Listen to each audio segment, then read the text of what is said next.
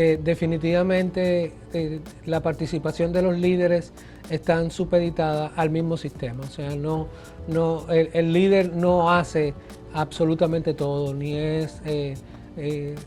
está sobrevalorado por encima del sistema. Es un punto a favor de los demócratas el hecho de que sea una mujer, porque en Estados Unidos definitivamente el voto de las mujeres cuenta y pueden trabajar absolutamente en todo.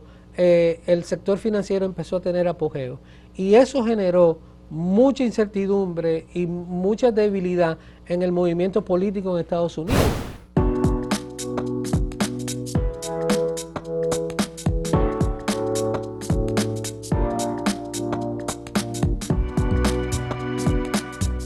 Saludos amigas, amigos, ustedes sintonizan Acento TV y este es su programa a partir de ahora. Nos complace sobremanera que esté aquí con nosotros hoy José Santana. José, dominicano, que estudió en el MIT de Massachusetts y nada más y nada menos tuvo como, digamos, una especie de padrino intelectual a Noam Chomsky, con quien estableció una relación que se mantiene hasta el día de hoy. Es investigador asociado de Noam Chomsky. Y precisamente queremos hablar con José por lo que está ocurriendo en estos momentos en Estados Unidos, en el proceso hacia las elecciones de noviembre, porque él conoce muy bien la sociedad estadounidense. Bienvenido, José. Muchísimas gracias, Gustavo, te agradezco mucho. Bueno, qué primera lectura tú puedes dar a esto que ocurrió, que finalmente el presidente Joe Biden decide declinar la candidatura? Él prefiere a Kamala Harris, no se sabe si finalmente el Partido Demócrata la va a elegir a ella, pero ¿cómo cambia esto un poco las cosas? Porque parecía que Donald Trump tenía un triunfo fácil antes de esto. Mira, evidentemente nadie podía prever lo que iba a suceder, o sea, estos son acontecimientos que se dan casi al azar. Biden estaba decidido a seguir en la campaña y al final, por la presión de los mismos compañeros del Partido Demócrata, decidió acceder porque una cantidad de videos que habían salido, muchos de ellos ciertos, otros de ellos fabricados, mostraban a un Biden ya un poco decaído, un Biden con deterioro cognitivo. Exactamente, entonces nadie podía prever eso, pero evidentemente la salida de Biden hay que verla en un contexto específico en Estados Unidos.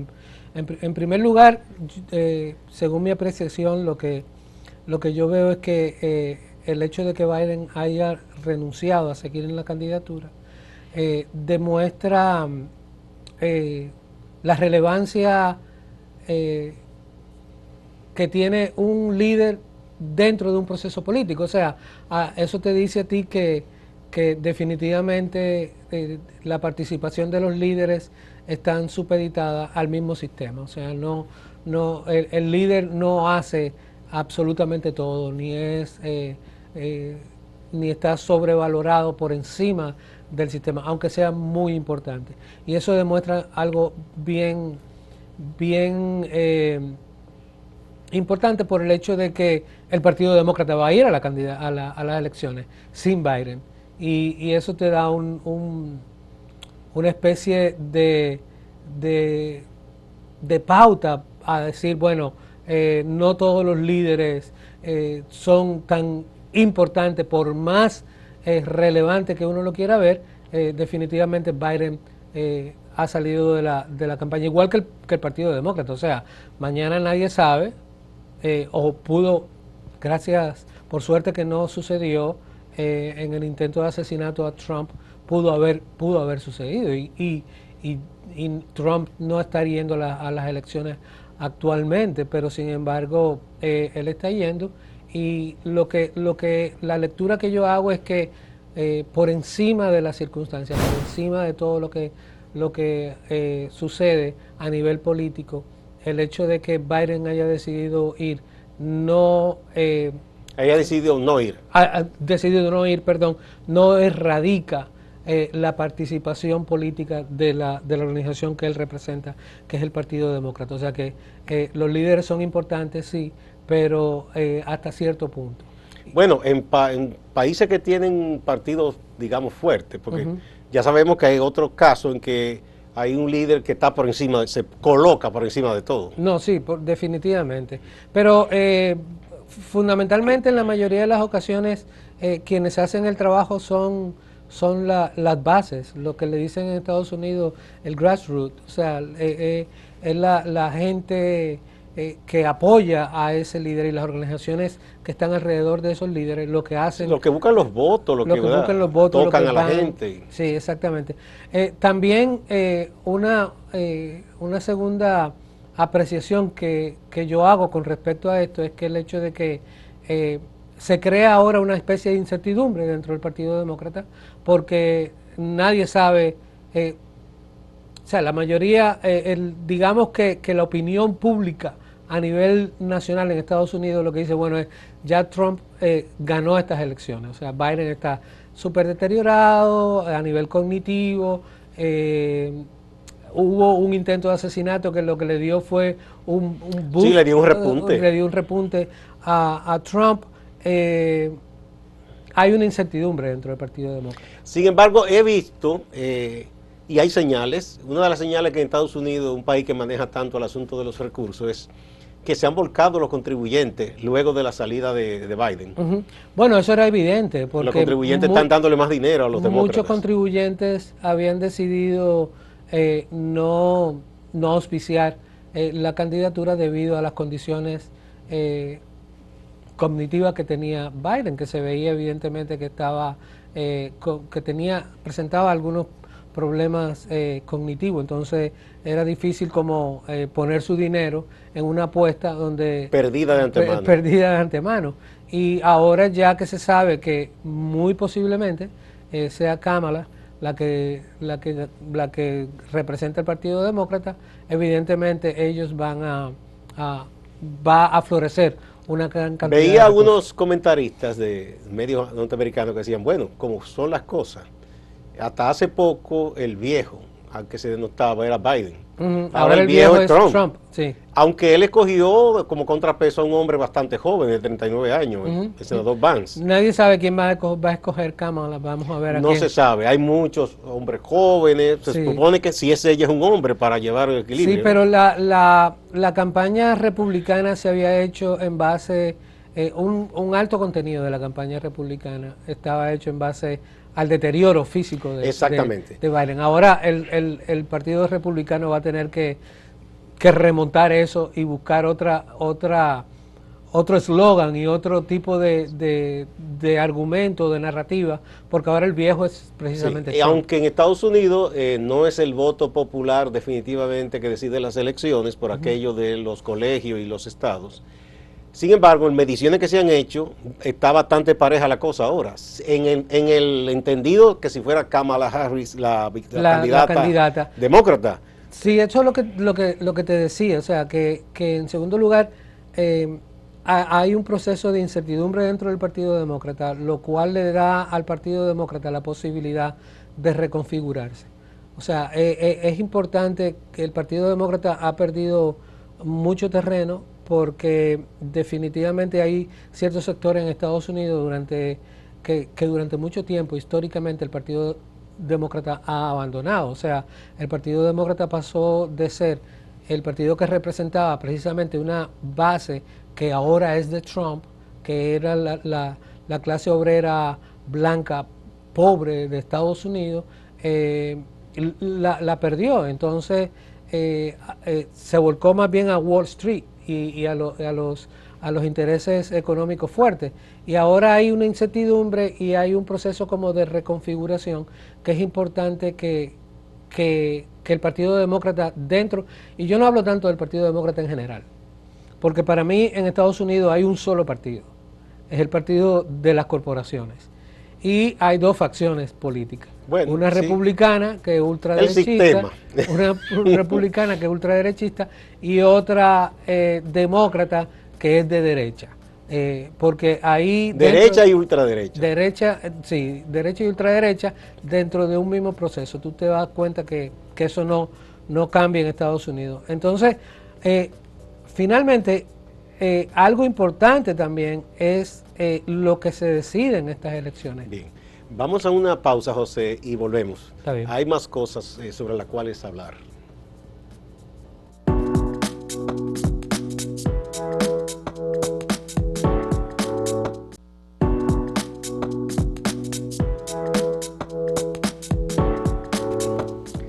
José, si finalmente es la vicepresidenta Kamala Harris la que elige el Partido Demócrata como candidata, parece que hay elementos que juegan a favor de los demócratas en este caso. Una, porque Trump es un hombre muy misógino. Y si bien quizás él no pierda el voto duro republicano de las mujeres, pero es difícil que gane más apoyo de las mujeres. Y pudiera endurecerse el voto de las mujeres hacia Kamala, o por lo menos rechazo a Trump. Y él ha empezado, o empezó el Partido Demócrata, o ha reiterado un lenguaje muy duro de ataque, incluso con cosas denigrantes que no vienen al caso. No la ataca políticamente, sino diciéndole vieja loca, no sé qué cosa. Entonces, es típico de Trump. Ajá, entonces eso no es un elemento que pudiera perjudicar si él ataca, digamos, saca la artillería pesada del primer momento. Eso no lo puede desgastar frente a ella. Ahora que él es el hombre, el más viejo, contra esta mujer, ¿verdad? Que entonces arremeta tanto así, de esa manera. Sí, fíjate que quienes decidieron las elecciones pasadas fueron precisamente las mujeres. La abrumadora votación que se dio en las elecciones pasadas tuvo un gran impacto por parte de las mujeres. Yo creo que eso es típico en Trump y es difícil de evaluar en el sentido de que mientras más disparate Trump dice, más apoyo consigue. O sea, él dice una cosa porque su base está montada sobre argumentos que son a veces conspirativos, sí, muchas falacias, muchas mentiras, y es una base como fanática con la pasión, que no razona. Como una secta, como una secta que sigue en ese sentido. Pero evidentemente es un punto a favor de los demócratas el hecho de que sea una mujer, porque en Estados Unidos definitivamente el voto de las mujeres cuenta y pueden trabajar eso. Pero hay un aspecto mucho más importante, que es el hecho de que la necesidad de que los sectores que llamamos progresistas en Estados Unidos visualicen este momento como una oportunidad, porque en toda crisis como esta hay oportunidades para poder retomar las riendas de algunas cosas importantes que es necesario y que Estados Unidos ha perdido. O sea, quien salga del Partido Demócrata ganando, ya sea Kamala o cualquier otro, debe dar un mensaje opuesto en términos de valores. O sea, si tú te fijas en el mensaje del Partido Republicano actualmente, es un mensaje de autoritarismo, es un mensaje de nacionalismo extremo, es un mensaje de militarismo, es un mensaje de odio muchas veces, de violencia, y eso puede estar contrarrestado a nivel de la narrativa por parte del Partido Demócrata. Sí y solo sí los sectores progresistas pueden participar activamente y consolidarse. O sea, sería maravilloso que Bernie Sanders yo pensé que pudiera ser una opción. Eso, y hay hay miles de organizaciones activistas en Estados Unidos. Fíjate que el trabajo y las reivindicaciones más importantes en Estados Unidos no han sido logradas por partidos políticos, han sido logradas por movimientos políticos, por activistas. Bueno, solo hay que ver el movimiento por los derechos civiles. Cuántas organizaciones, iglesias y todo eso que participaron. Sí, mira, de eso te quería hablar. Lo que está sucediendo ahora no es algo que surgió ayer o en las elecciones pasadas. Lo que está sucediendo ahora tiene un trasfondo histórico muy importante. Y eso viene desde la década del 60. La década del 60 fue quizá la década más importante en cuanto a luchas civilizatorias, a luchas de derechos en Estados Unidos. Fue la época de los movimientos, la lucha por los derechos civiles, Martin Luther King, Malcolm X, una serie una serie de actores que surgieron en esa época. Fue la época de los derechos por las mujeres, fue la época donde surgieron, se consolidaron los movimientos activistas pacifistas, los movimientos activistas de los gays, las lesbianas, los movimientos activistas contra la guerra, pero además contra la pobreza. Entonces, ese fue, la década del 60 fue la guerra, la década de mayor relevancia en términos de logros de derechos en Estados Unidos. Y esa década evidentemente asustó a muchos sectores. Y asustó a sectores que tú dirías, bueno, a los conservadores por un lado lo asustó mucho. Y a los liberales también lo asustó mucho. Y por eso tuve a partir de la década del 70 que empieza un proceso de contrario para contrarrestar eso que sucedió en la década del 70. La gente se pregunta, bueno, pero ¿por qué la derecha tiene tanto apogeo ahora y por qué está pasando eso? Y es precisamente porque a partir de la década del 70 empieza una contrarrespuesta a todo ese proceso civilizatorio que surgió en la década del 60, que no fue solamente en Estados Unidos. Fíjate que en esa época fue la Revolución Cubana, fue el triunfo de Juan Bosch en y el movimiento juvenil en Francia, todo en el mundo, México, en todas partes. En el mundo hubo un apogeo en términos de reivindicaciones de derechos y lo que yo llamo un proceso civilizatorio de logros importantes. Entonces en la década del 70 viene un proceso reverso para revertir ese proceso de civilizatorio.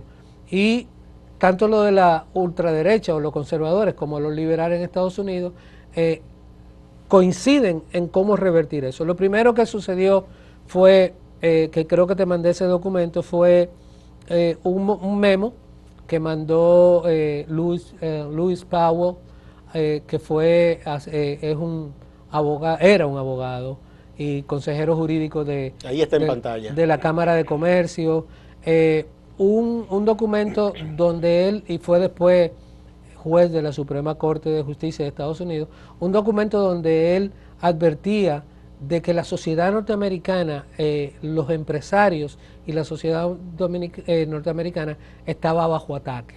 Y que que ellos decían que se le estaba dando demasiado a los sindicatos, que no era justo. Sí, que había demasiada democracia. Y eso era por el lado de los ultraconservadores, pero por el lado de los liberales como Carter y ese grupo de líderes políticos y de organizaciones políticas, se creó lo que se llamaba el Trilateral Commission, que era una comisión donde ellos elaboraron, el primer documento que elaboraron fue Crisis de la Democracia, pero la crisis de la democracia era que había demasiada democracia y empezaron un proceso para revertir todo lo que sucedió en la década del 60, que fue muy bien planificado, muy bien orquestado. De hecho se fueron más lejos porque recuerdo que se decía que aquello que había hecho Teddy Roosevelt, de esos impuestos a la superganancia, que todo eso había que revertirlo, que no fue justo, bueno, pero que en aquel momento se justificaba por lo de la guerra y demás, pero que no, y eso comenzó a revertirse. Empezó a revertirse y empezó a rediseñarse a nivel ideológico en Estados Unidos, o sea, empezó a atacarse todo lo que tenía que ver con la educación, la función de adoctrinamiento de los jóvenes, como ellos mismos le llaman, está en manos del sistema educativo, de las escuelas, pero también está en manos de las iglesias, y era importante empezar a reeducar y adoctrinar a esos jóvenes. Empezó a revertirse a nivel económico. Fíjate que en esa época es cuando empiezan a surgir los tratados de libre comercio. Bien, esa es otra parte. Termina el gobierno de Carter, ¿verdad? Que fue como 77 por ahí, algo así, ¿no fue? 77 o 78. O 79, y viene Reagan. Y ahí es que la famosa frase que alguien le dice de los asesores, hay que soltar el toro Si el capitalismo que imponga las reglas. Pero va mucho más lejos, fíjate, antes de Reagan ser presidente de Estados Unidos, Reagan fue gobernador de California. Sí, sí. Y en la época en que fue gobernador de California, Reagan pasó una legislación dentro del estado de California a favor del aborto. Cerca del 65% de los líderes políticos norteamericanos en ese periodo eran pro aborto. Porque entendían que eso le generaba votos. Y no solamente eso, sino que tenían, incluso el mismo Trump en esa época era pro aborto, Bush eran pro aborto, pero había que transformarse, había que ganarse un sector ultraconservador, evangélicos que del estaba sur, hasta apático electoralmente. que hasta hace poco había estado en manos de los demócratas, pero que los demócratas habían decidido volcarse a Wall Street, y el discurso, aunque un asesor de Reagan le dijo precisamente eso: vamos a empezar a hablar, aunque no nos lo creamos, vamos a empezar a hablar en contra del aborto. Por conveniencia. Por conveniencia. Vamos a otra pausa y volvemos.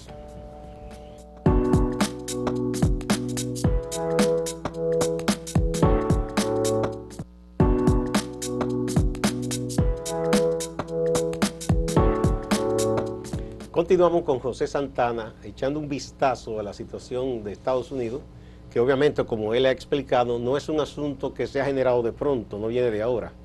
Esos cambios que ha habido en el Partido Demócrata, por ejemplo, y cómo esa parte de la sociedad norteamericana ultraconservadora, ultraderechista, que hace causa como un control casi a nivel del fanatismo religioso.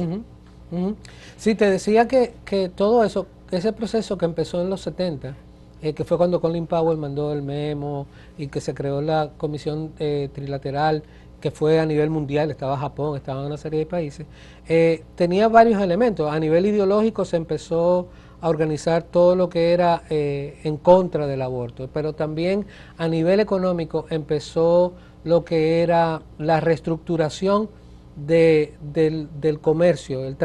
Ahí fueron donde empezaron a surgir los tratados de libre comercio. Y empezaron, y eso se hizo con una intención, o sea, se hizo con la intención de poner a competir la mano de obra norteamericana con la mano de obra de otros países, o sea, buscando bajar costos, buscando desarticular el movimiento obrero, que siempre había sido chocado en Estados Unidos, pero buscando desarticular el movimiento obrero de manera que no pudiera ejercer muchas presiones. Es decir, un obrero desempleado no tiene la fuerza, pero al mismo tiempo más ganancia para los capitalistas, porque no es lo mismo un obrero norteamericano que un obrero en México o en la China de ese entonces, que era bastante pobre. Aquí, con la iniciativa Reagan, con el asunto de la que surgieron las zonas francas. Sí, exactamente. Si tú buscas los videos de Greenspan, cuando él hablaba, por ejemplo, de qué había ayudado a mantener el crecimiento económico en Estados Unidos, él lo dice, o sea, ellos lo dicen descaradamente, o sea, uno de los elementos fue la incertidumbre laboral. Ya cuando tú tienes una incertidumbre laboral de que tú no puedes ni siquiera exigir aumento de salario, tú no puedes exigir beneficios a nivel de la salud, porque los obreros norteamericanos están compitiendo con los obreros chinos que tienen miedo de perder el empleo. Exactamente. Y empezó esa reginería, pero empezó una muy importante, que fue la de la financiarización de la economía norteamericana. O sea, hasta los 50 la economía norteamericana no había tenido ese auge en términos empresarial del sector financiero, pero sin embargo a partir de los 70 el sector financiero empieza a tomar un auge extremadamente fuerte. General Electric, por ejemplo, que la mayoría de la producción, los beneficios corporativos, el 40% de los beneficios corporativos era por producción, por manufactura, por fabricación. La industria en Estados Unidos. Y un 11% era del sector financiero. Eso y no habían hasta el 70 en Estados Unidos no había habido crisis financiera. O sea, fue a partir de bueno, esa excepto época. la de aquella del 29. Sí, pero eso fue la Gran Depresión. Y fíjate que a partir de esa época empiezan empieza a existir una influencia del sector financiero tan poderoso a nivel de lo que tiene que ver con la educación. O sea, los estudiantes a partir de esa época tienen que endeudarse para poder estudiar. Cuando tú te endeudas y tú sabes que tienes que pagar un préstamo, es difícil que tú te vincules a causa política, porque no tiene tú sabes más energía que trabajar para pagar. empezó a endeudar, empezó a haber un proceso, empezó a existir un proceso de financiarización en términos de lo que era la salud, en lo que eran los retiros, en absolutamente en todo, el sector financiero empezó a tener apogeo. Y eso generó mucha incertidumbre y mucha debilidad en el movimiento político en Estados Unidos. Y por eso es que al día de hoy tú ves cuál ha sido el auge que ha tenido la ultraderecha. Tú te preguntas, ven acá, pero ¿por qué esta gente son tan fuertes? Y es que eso viene desde la época de Reagan. Sí. Bueno, muchísimas gracias, José. Yo creo que tú has echado unas pinceladas que nos ayudan a entender Gracias a ti, gracias a ti. lo que está ocurriendo en Estados Unidos. Nadie puede darse por seguro entonces ahora mismo. No, ahora no. Ahora hay un terreno fértil. Mira, evidentemente mi apuesta es, y el llamado que yo pudiese hacer como norteamericano que soy también, es que los sectores progresistas de Estados Unidos puedan volcarse a apoyar al Partido Demócrata. Te digo, Kamala Harris, como dicen en República Dominicana, no es un maíz. O sea, yo no he visto a Kamala Harris decir, por ejemplo, ella es una mujer del sistema. Ella es una mujer claro que de derecha, en contrapeso con Trump, ¿verdad? De derecha. Lo que pasa es que en Estados Unidos, desde que yo estoy votando en las elecciones norteamericanas, porque siempre he votado, yo estoy votando por lo que los norteamericanos llaman the lesser of the two evils. O sea, el menos malo, porque definitivamente eso le da, digamos, un espacio a los sectores políticos importantes de Estados Unidos para reconfigurarse. Muchas gracias, José. Igual a ustedes, amigas y amigos, no se vayan, hay más en Acento TV y Acento Portal.